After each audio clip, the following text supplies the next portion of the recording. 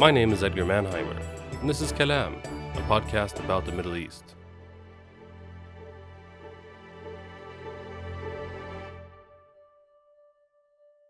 Hello and welcome to the 45th episode of Kalam podcast. This is a live show where I speak to the Syrian author Khaled Elesmael about queer rights in Syria, gay desire in Arab literature, and some exciting news at the end of the episode. Khaled Elesmael's books Salamlik and Gateway to the Sea are seminal works of literature and are a must read if you want to understand modern day Syria as well as the refugee tragedy following the war. Today, Bashar al Assad has fallen, and Khaled and millions of Syrians are considering returning to their homeland. This episode was recorded at Medelhavsmuseet, the Mediterranean Museum in Stockholm. If you'd like to support us, please sign up to our Patreon for just $3 a month. For continuous updates, sign up to our newsletter at kalampodcast.substack.com. Please also give us a rating and hit the follow button on whatever podcast application you're listening to right now. It helps other people find out about us. Now, without further ado, here's Khaled Elesmael. Hello, everyone. Thank you so much for being here. Thank you to Medelhavsmuseet at the Mediterranean Museum for hosting this talk between myself, Edgar Mannheimer, and Khaled Elesmael. I am a freelance journalist and I host a podcast about the Middle East called Kalam, and this is going to be a live recorded episode of Kalam. And Khaled, I'm honored and delighted to introduce, is a Syrian writer living in Sweden, a writer of several different genres, among them novels, Salamlik, and Gateway to the Sea. The reason that we're here today is to speak about a few different things. But the first of them, I thought, because of the dramatic developments in your home country and the region that I grew up in and that we kind of are talking about in the news all the time. 2 months ago, Syria was, according to some people, liberated. According to others, a catastrophe. It's all about the semantics, I guess. How do you feel about Bashar al-Assad falling and the prospects of maybe returning to Syria?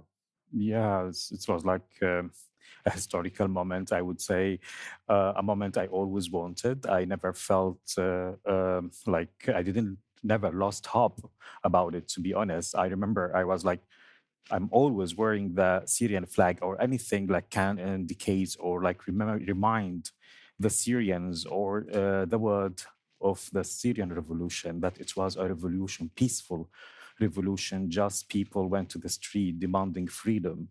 You know that the first word the Syrians shouted in the street, freedom. So I always feel like I have to carry something with me, to do something for that because I'm just completing the story. Like just a few months before the revolution won or the Al-Assad fall event, a friend of mine, she said to me, "Are you still believing in this, really?"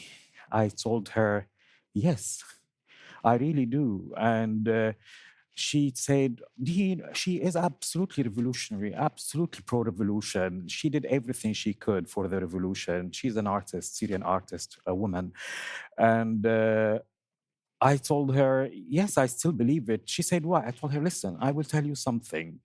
I always had conflicted emotions and feeling about this flag, raised with the red flag, and salute this flag every morning in the school, in the national ceremonies, the television, most of the logos of the national things carry this red flag. It's very difficult to get out of this and just to believe in it. And she just told me, my friend, that remember that flag carried a lot of martyrs and people died for our freedom. Sorry, I said that to my friend. I'm overwhelmed. I'm sorry. So I told her, my sister told me this story and I started to believe in it like years ago, just before, like after 2006 or 16, sorry, or 17. So my sister's words changed my perspective towards this flag when she says to me, I know, she was like this, Khaled, I know it is not a stylish flag maybe for you, but it's a holy flag because the young people, and one of them is my neighbor, Zahir, 16 years old, he was being shot in head on his way back to home after school because he just joined the demonstration in the street in Deir ez-Zor city. We lost him. And she said to me, remember, those people were like buried with this flag and they died for our freedom. So I told my friend, the artist in London, that's why it started to me this flag, and I start to build like relationship with, and I still actually processing this every time I see like, oh, even like one of my articles, and I wrote, I think for QX here in Sweden, I said, I will choose maybe the rainbow flag, to belong to. I need a flag. I need a nation. Even my tattoo says LGBTQ nation. That happened 2021 or 20, just before the pandemic. I started to like, create my nation, my thing, like, because like you want belonging, always like the belonging for queer Syrians is like just a moving target. It's never absolute, it's always like changing and conditional, and it's always like it's it's like kind of really unquestioned and negotiable, and this is actually painful, but at the same time it's interesting. I always feel like in my case, in my life, I am so lucky to experience what I do now, because like, of course, we need home, we need a nation, we need flag. Home is not just idea, it's not a thought, it's a kitchen, it's a bedroom, it's a television, it's a place where you go back to after your trips. But also, home is like you need it. It's not only an idea or thought or romantic idea. It's also something to be established, to be empowered and do your job. So this is, I feel like I am very lucky to experience this kind of feelings about home. I fight for home because I want it, and I want physical home. At the same time, I want to create something else I belong to, which is the dream thing, the achievement, the queer life, queer nation, I would call it. So this is what makes all this experience. You asked me about my feeling. It came again to me. It's like it came back. It's like hello, you are Syrian. You are not British. You are not Swedish fully. I hold the citizenship, and I'm proud of it. I am really belong to this country in many ways, but there are 31 years before. I am so rooted to this culture. So that culture was called like waving hello, what are we doing now, so I'm still in the process, I have to say. A lot of like, after losing trust with something called home, with something called nation, flags, the political side, also and also emotional landscape. So it's like really you don't know where to navigate where you are now. So it came back to me, but it's so creative. I'm back to writing. I was really working, like dedicating my time, like to for my full-time job, doing my work and my job to do my physical home, obviously. So now is like, hello, let's do something. So like, it's really, I feel like many ways coming from conflicted places is kind of like a story to make you like really have a perspective, different, like to things and to talk about things. Did you understand what? Yes. So you speak about home, Yes. and there's a kind of like some kind of hope and creative energy Yeah. that I'm sensing from you because of everything that's happening and the possibilities of the new Syria that could Yeah. emerge. And obviously, the Syria is in the process of being built.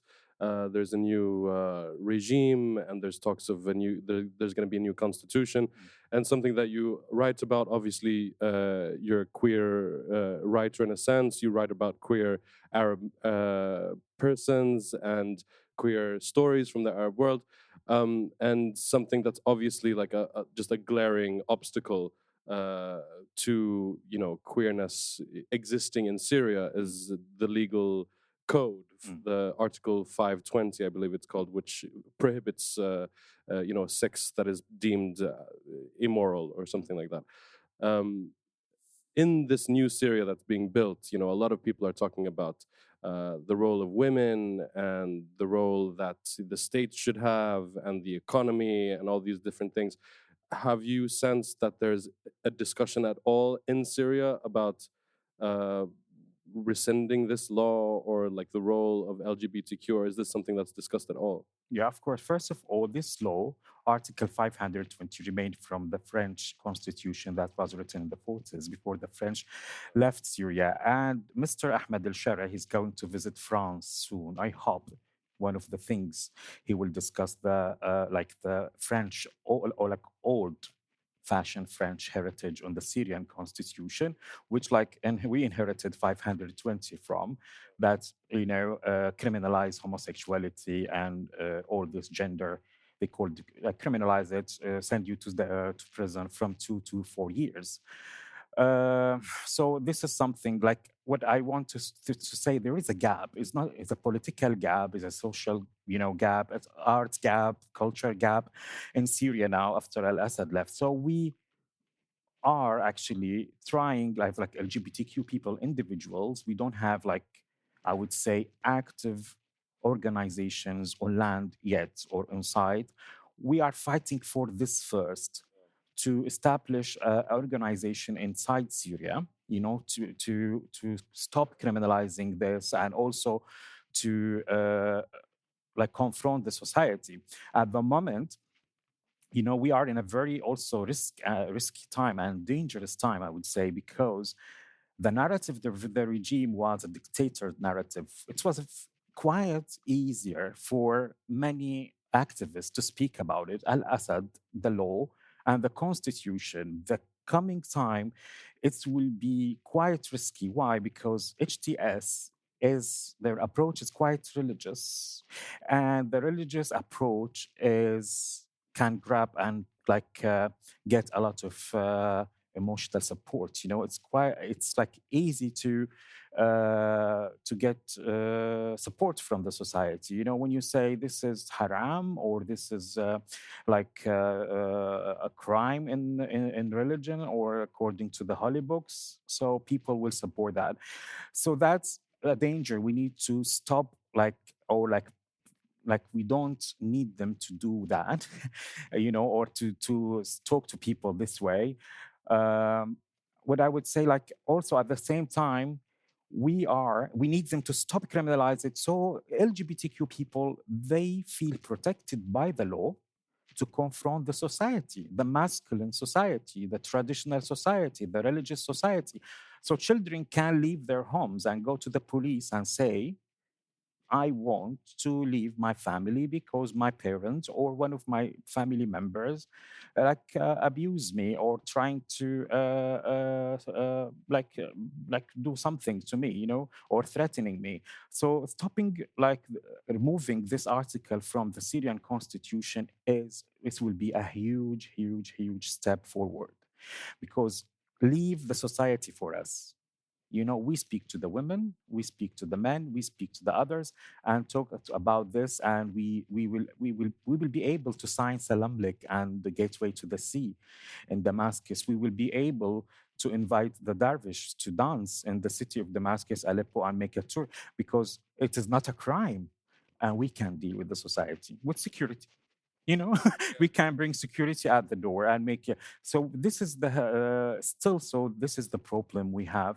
And the society we can deal, because we are Syrians in the end. We speak the language, we know the culture very well, we know the soft spots for the people to talk to. We can, join and include the feminist movement, and the feminist activists in Syria to us, and we make a great job.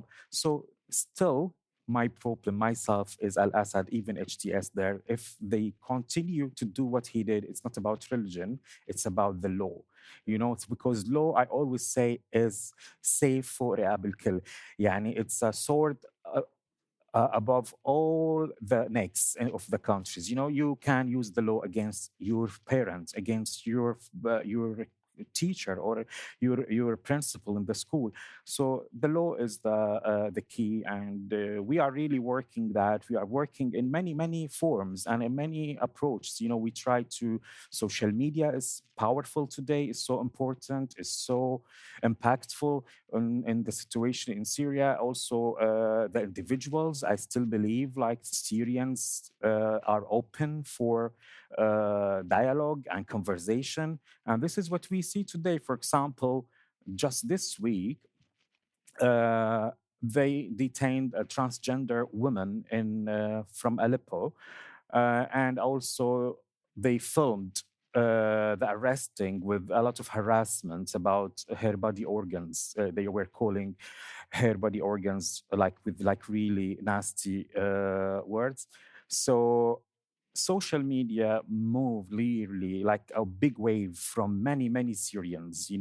Even people I didn't uh, believe or think. I never thought that these people will be aligned, aligned to our issue or our matter. So they wrote and blogged and posted, and they made videos. I don't care about the trolling, the comments. Comments are the last thing I need to read. I look at the content. I can do fake profiles and write whatever I want. I care about the content itself, and this is actually promising and really good, I would say. And we need better. We can do better still. So, speaking about the impact of social media and how the society changed, I will tell you, during Al Assad time, this transgender woman, she will stay in the jail from 2 to 4 years in the entire Syria. And the northern of Syria, where Daesh ruled, it will be executed to death. This transgender woman was released in 24 hours with telling her, go, go, go, go, go, go, like this. It's like they are afraid of her. They are like, go, go, go. They open the door to her, like, leave now. And like, okay, they say walk well or something like that, but she's released. This is the bright side of the story. Now we have to talk to her. We have to see what happened in the rooms when they met her, and when they interviewed her, and they did their work with her, questioning her or something, what kind of jail she was, female or male. A lot of stories and a lot of information we need to know. So we are working now to get in touch with her. It's very hard, like for her safety, but we will, I'm sure, even if we will get other cases, So, and funny enough, this event happened, or problem happened, went viral on the same day that Trump signed the document. On the same day, There's a lot going on. yeah, it's like, of course, I don't believe in conspiracy at all, but it's like just such a coincidence. I don't believe in conspiracy. On the same day, also, I was with my friend Maysoon trying to book my hotel room in Damascus, to and like, shall we wait in the morning? So a lot of things went on in that day. So it was really, yeah. But it's, as I said, it's overwhelming. We speak about my home against Syria. It's about liberation. It's about democracy. It's about many values. Maybe Syria can return from the past before Al-Ba'ath era. So it's like because the values. I know these people died, but their books didn't die. Their work, their art is still there. So it's a good reminder for us how Syria was and can be now. Just return the light again. We are the Umayyad. We brought the light to Europe. So yeah, we need to. This is a joke actually, because like everybody say we are Umayyad now in Syria. Yeah, but it's like kind of past is always empowerment, and it's like you have bright spots in your past, it will help you Mhm. to return it. Sure. Hope for the Umayyad Renaissance. Um, so, uh, before leaving Syria, you obviously grew up in Syria until you were 31, and you worked as a radio reporter. What was queer life like in Assad, Syria, as growing up in Damascus? Queer life is similar to the life of Furat and my Salam Lake. So it's like kind of the queer life in Syria. It's about desire, not identity. It's about sexuality more than the identity that time, I would say. Now I know like something happened because of the social media and the connection between queer people in exile and queer people inside Syria. But always before it was always about the desire and the sexuality, because this is what you can get, or what you can, I would say, express yourself. This is about for the desire, like in underground places like hammam, or like cinemas, or like cruising in the dark of some parks in the cities. It's like this is how the life is about, sex and desire. It's like, but now it started to, the veil is like revealing slowly, I would say.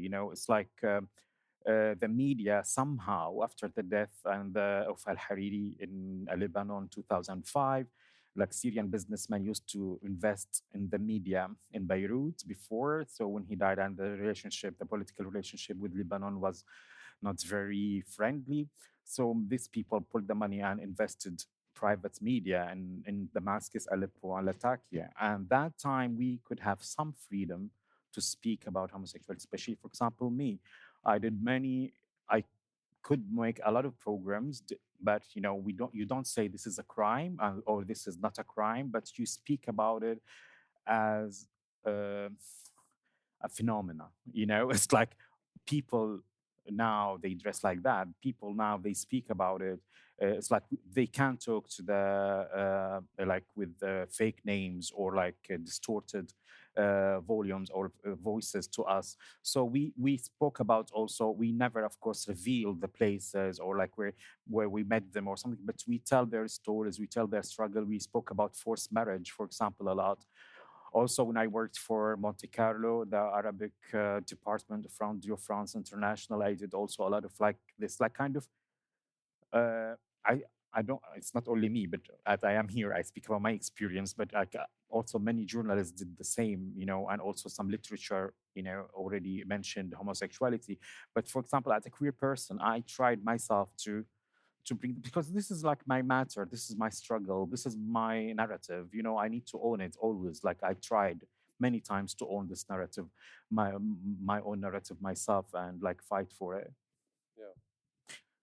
It brings me to your writing, of course, and I rarely sort of peddle in or like talk about in terms of superlatives, but it's been said that Salam, like your first novel, is the first sort of gay or queer Syrian book. Mm. Uh, is that the case?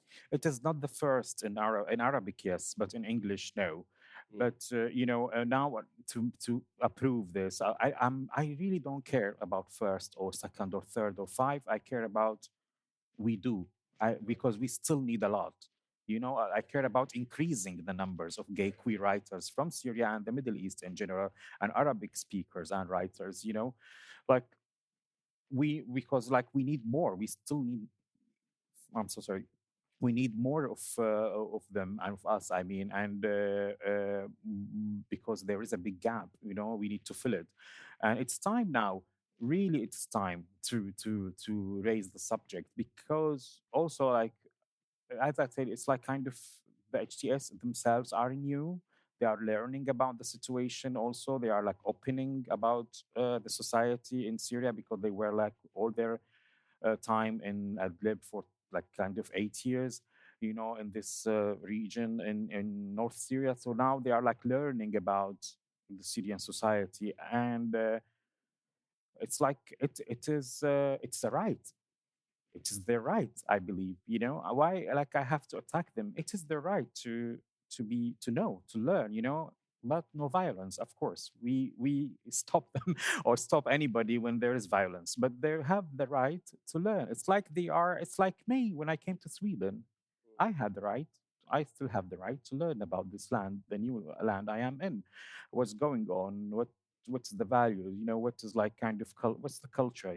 That's so it is like that. Yeah.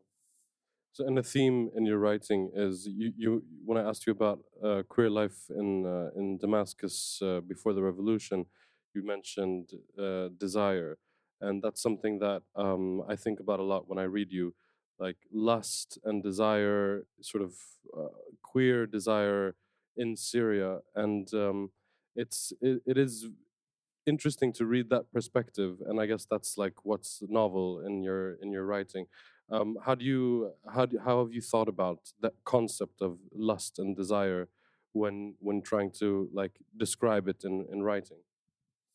Well, when I started writing, I didn't know in the beginning what I was writing about. Yeah, It's just like it was kind of therapy, for myself first because of the situation in Syria. So I started writing I was like moving between two languages, in Arabic and English sometimes, because I didn't know where this book will end, if it will be a book or an article or a study, whatever. So uh, I like the words I was choosing. Like, it's later on, like when I started to learn more about Sweden and where I am now and where I have to publish first, and to reach people, where it's my target audience, and where are my limits and stuff like that. First of all, I didn't censor myself and my words at all. I just was writing, but what I cared about the words too, because I knew that there is another writer to this book who is the translator, yeah, and we will have a lot of gains and a lot of loss also in this at the same time. So I started to care about the story more than the spirit of the story, more than the words, because I say this writer, translator, he's a co-writer definitely. So I need her to carry the spirit of the story. So I started to be honest and to make a distance also. By time I just told a friend of mine that it took 4 years, and he said 4 years to write Salome. I said yes, 4 years, because of course it was process. First, I was writing about myself.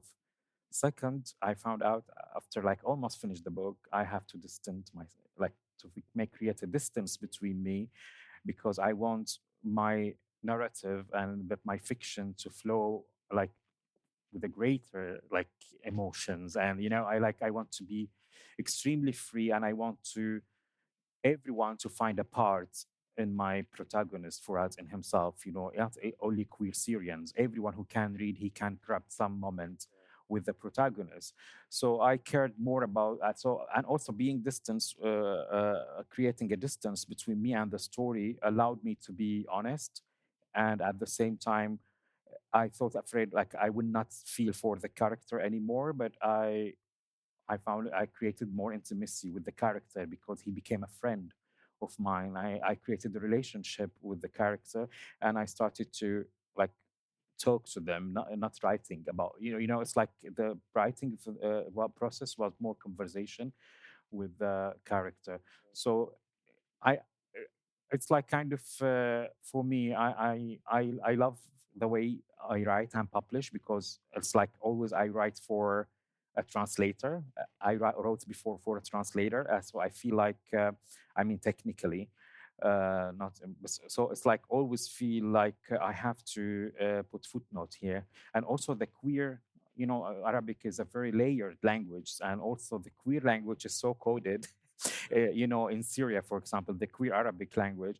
So I had to put footnotes, and I have to do also. So if you see the Arabic manuscript original full of footnotes and the below, and like a lot of kind of ask me here, and stuff like that. So it's like kind of I enjoy this process. But now what I'm writing now, I write for Arabic the target audience first, then so I mean, I feel emotionally I am when I write for Arabic readers, and when will we translate it after, like it will be different process. Yeah. Mm.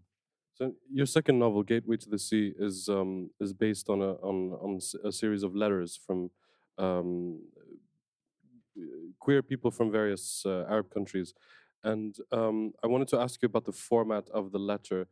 Because it also reminds me of a book that the Lebanese writer Huda Barakat wrote a few years ago, just a year after you published the Gateway to the Sea. Um, the name of the book escapes me, but it's also based on a series of letters, and also which I guess it's a helpful format because there's a kind of movement in the letters, but there's also a distance. And if you're writing about characters that have gone through migratory experiences and are in a place that they're kind of foreign to this, I mean, did you think about this when choosing to base your novel on letters? Well, like the question, sorry, like the exact question. Like the idea of basing a novel on a series of letters. Mm. Why did you do that?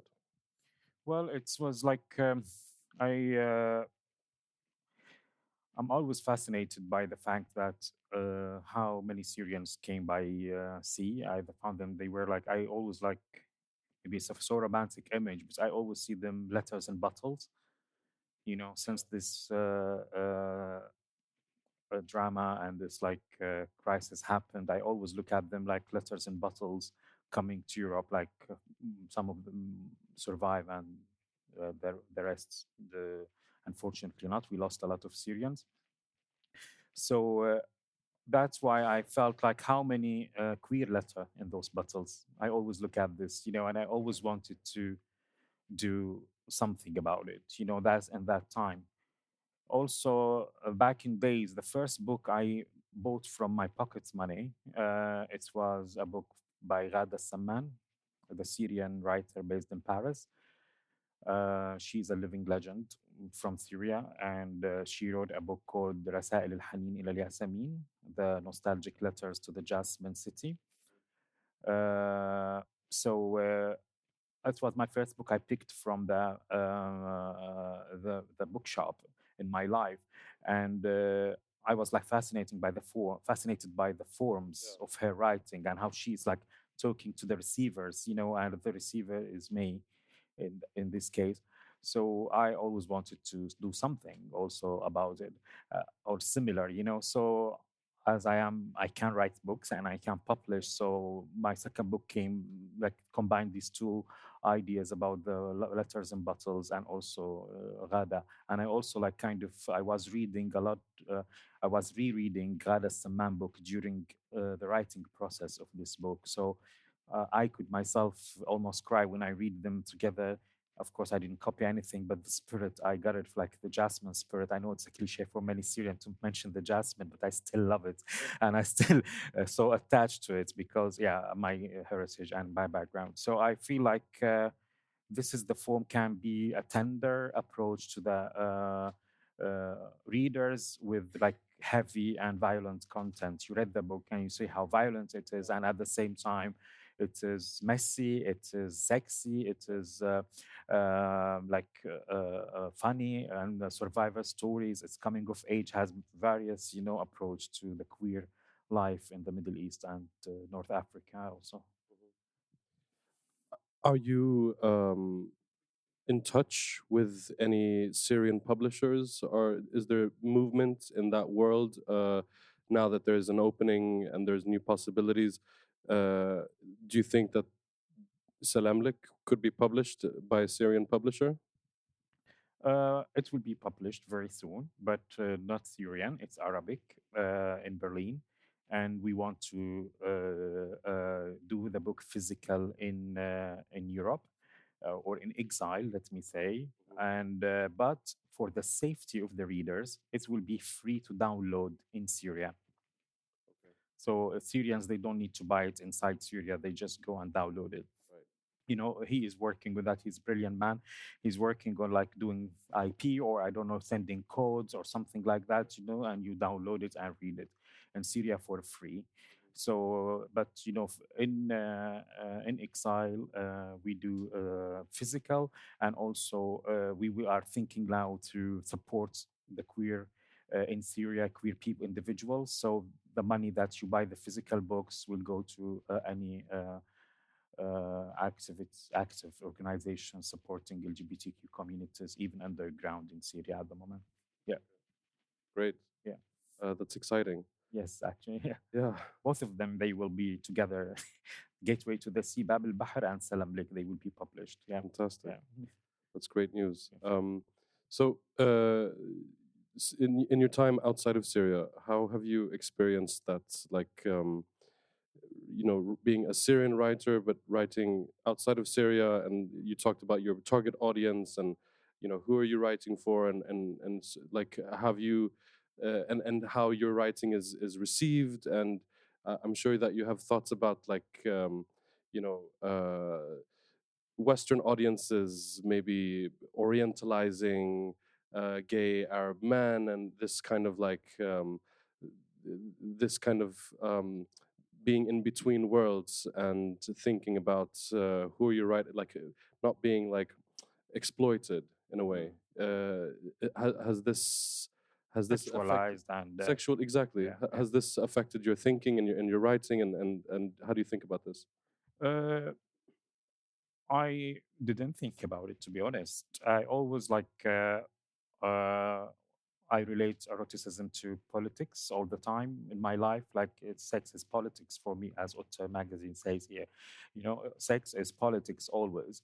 So, on also like I always look at these queer people in Syria, LGBTQ people back in Syria when I was there before the war and the revolution. I always when I somebody writes to you on a dating app, or at that time there was like websites, or like you feel flirting the street, you feel how revolutionary and how bold this action is. You are breaking a lot of values, like or a lot of the law itself, to love and to be yourself and to just to kiss or touch a hand. It's like just to have physical love, I would say. So I felt like this is part of the story. This is also part of the frustration. This is also the drive and the force that like gay people fight for their rights, because love, they are seeking love, but unfortunately seeking love, it turns into violent actions and news. So this is I never separated these two topics in my books, and I always have this flavor, I would say, in my writing.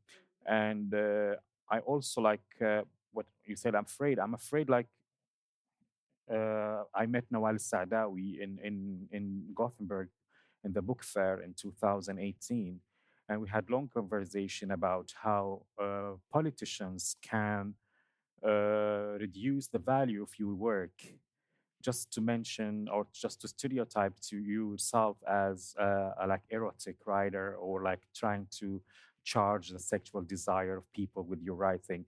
And she read like passages quickly of Salamlik, and she said, "This is not erotic at all."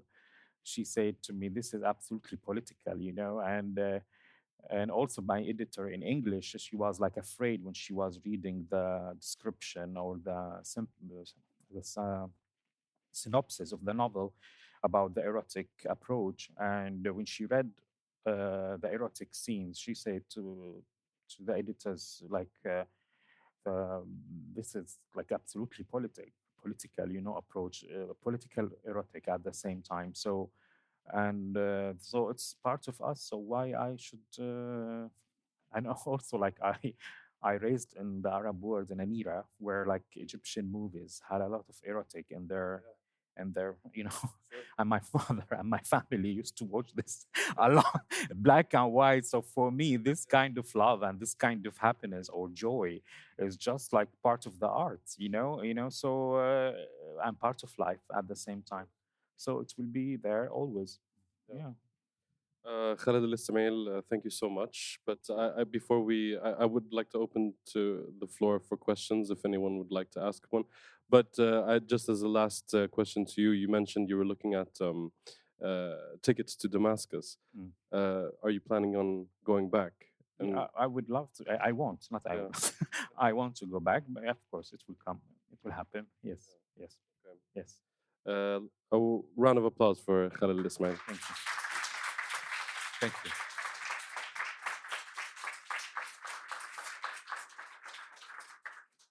And if anyone would like to ask a question to Khaled, this is your time to shine. Yes, Lotta. What are you working on right now, Khaled? Oh, I work in. Shall I or no? Yeah, yeah. Yes.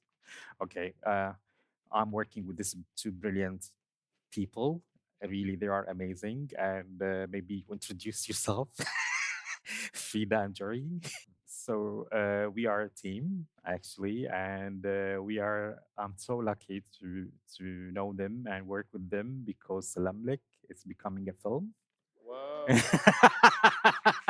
Yeah. Yes. And the That's exciting. script is just finished, and I wrote the script with great help from Jerry and Frida, of course, and the producers' notes and feedback. So it will be in Arabic and a little bit of English, and the beautiful thing that what is written, what will be read from the book, it will be in Swedish. So that's actually kind of like kind of return from myself for the first home of Salam, like Sweden, So it will what's written from the book itself, it will be in Swedish. So I'm so excited. I cry a lot when I think about it because I become so emotional, and I can't wait. It take time. Cinema is even slower than books in this. But it will happen because we believe in the project so much. All the team, the whole team. Yeah, the whole team. That's really exciting. Yeah. Fantastic. I always remember the letter that Furat left in the post box for the asylum seekers in Sweden here, because he lived like in two forms of rejection.